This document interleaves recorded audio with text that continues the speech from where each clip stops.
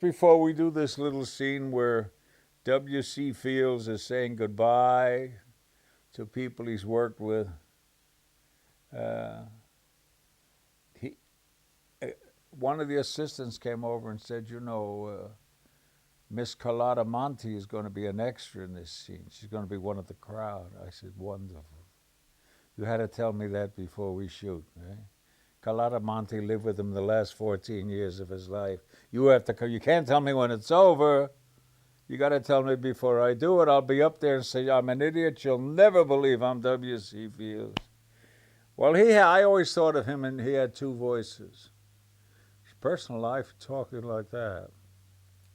And said, well, I'd like to say thanks, you guys in the crew. And then when he worked, he rolled it. Well, I'd like to say thanks, you guys on the crew.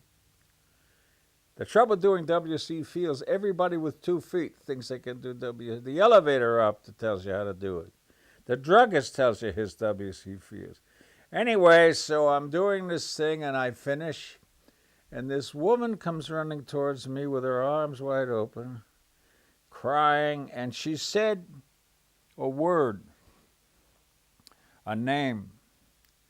Now, I do a lot of research when I work. I mean, I read so many books. When we're beginning to contradict each other, I said, that's it, I got to do my idea now. And I don't remember this word.